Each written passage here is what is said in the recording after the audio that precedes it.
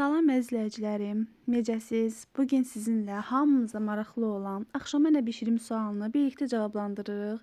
Belə ki, işdən çox yorğun gəlmişdim və gec gəlmişdim. Düşündüm ki, axşama nə bişirim ki, həm ləzzətli və həm də tez olsun. Ağlıma bu gəldi və sizinlə də bölüşmək istədim.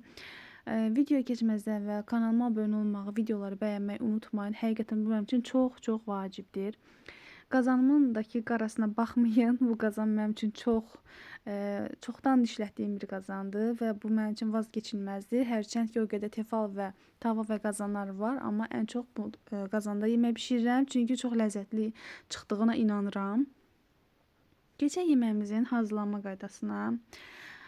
Yeməyi mən belə deyim, soğanı gördüyünüz kimi xırda doğradım və duru yağ və biraz da kərə yağında qızılı olana qədər qovurdum. Kartofu da belə xırda doğrayıram, kub doğrayıram ki, vaxt getməsin. Çünki həqiqətən çox gec idi artıq mən yemək hazırlayanda. Bunları bir qaba əlavə edib kənara alıram. Toyuğu öncədən doğramışdım və təmizləmişdim. Duz, isot filan əlavə etməmişəm. Sadəcə toyuğu yumuşam. Gördüyünüz kimi soğanı belə azacıq qızılı rəngdə eləmişəm, bişirmişəm.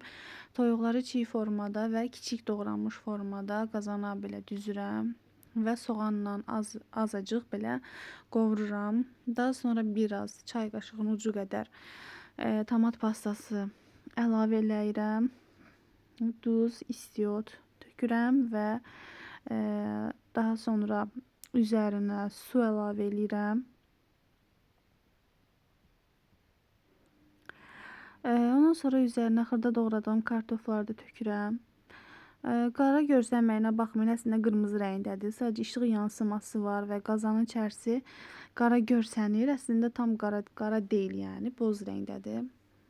İşıq yansıması var deyə belə görsənir.